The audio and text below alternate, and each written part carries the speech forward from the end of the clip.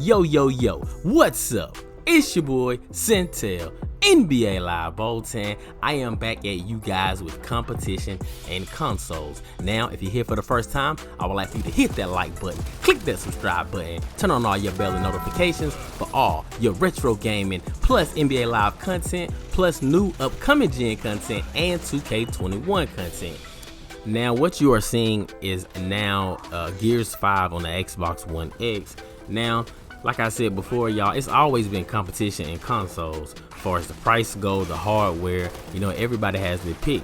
Now, I got a buddy of mine, I told y'all to go check him out. Rome Rush has a wonderful page. And the reason I'm making this video is because he made a video the other day and he was actually talking about the storage space and like the PS5 and the new Xbox Series X. And it looks like the Xbox has like a terabyte, and I think the PS5 has around, 825 terabytes? Something like that. Well, I say terabytes, I mean gigabytes. And probably a little bit less than that, because we all know when the stuff goes to the hardware, it comes down in terabytes and it comes down in gigabytes. So like my laptop I'm working on now has like a 32 storage gigabyte space, but in actuality it probably has about 24. But to get on with the story, what I'm talking about is, it depends on if the developer can develop for the game and what they have to work with for the console. So, like the price point is $500 for these new consoles. To me, that's a beautiful price point. That's actually cheaper than some years, because if I'm not mistaken, when the PS3 came out, for like a 60 gigabyte, it was around $499. No, it was like $599 actually. And I mean, that was something back then. That was like 2006. That was a lot of money, man. That's a lot of money now. And these new gen consoles, we're gonna get way more for $500. I mean, people just complain because I think they want to complain. And like this happened back in the day in the 90s with the PlayStation and the Sega Saturn. Back in 95, if I'm not mistaken, when they first came out, they had some ups and downs. Like, PlayStation was easy to develop for, so that's why the 32-bit games look different and they looked better for the most part. But the Saturn had a built-in storage. It had like a what do you call it, like a watch battery, and you could actually save some games on it from the jump. Now the price point was different. Sony came with that $299 speech, that famous speech we heard, and then the Sega Saturn was around $399. So I mean, $100 difference, that's a big difference. But what Sony didn't tell you was, you had to buy a memory card. And so the memory cards were about 30 or 40 bucks back then, and plus you had to buy a game because you can only play that demo disc for so long. Nowadays, games are much bigger. I said back in the day, you can get a PS3 of 60 gigabytes for about $599. Y'all just think about that. NBA 2K21 is like 74 gigs by itself.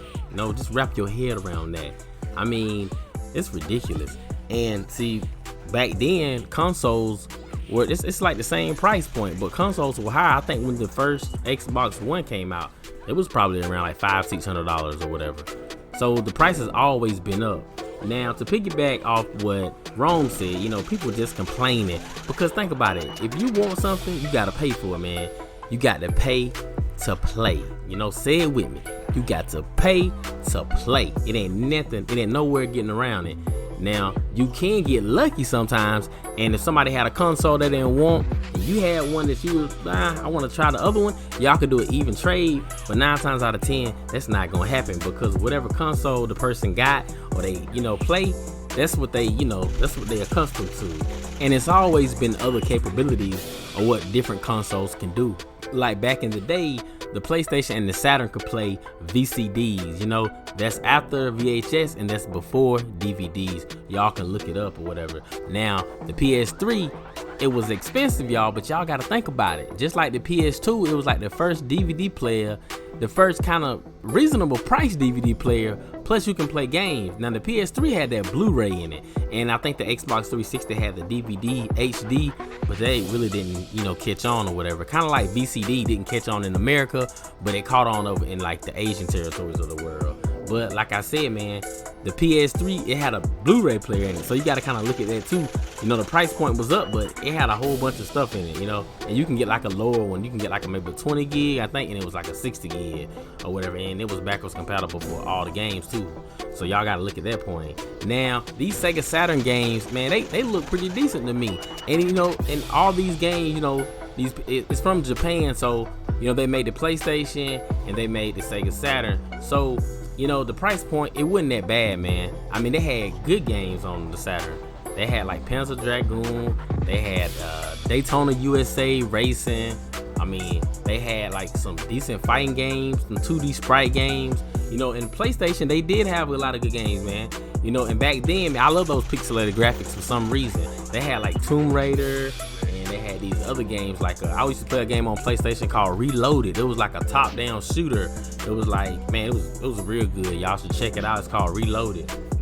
I don't know what it was about back in the day, but for some reason, is it me or is it just nostalgic? Or y'all leave y'all comments down below. The advertisements they had back in the day, it seems like it was better. Like the stores, they had these billboard cutout things or whatever, and then they had like in every magazine, you had like the Fingerhut magazine, the JCPenney magazine, and it looked more enticing and kind of like the sale paper which your grandma used to get. And me and my sister used to like get the Toys R Us little ads and see like the PlayStation, the Sega Genesis and all that, and we used to cut them out and put them on like a board or whatever, and it was like Christmas time, I'm gonna get this, I'm gonna get that. But everybody had their choice like they have now.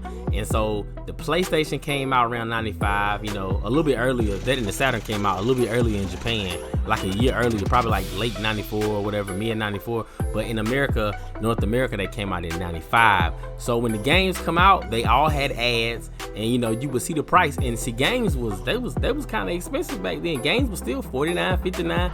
Even some games, man, some games was like 69. I remember I was seeing an ad in a magazine, and I think it was like Doom. It was for the 32X, and I think it was like 69 or 79. I can't remember.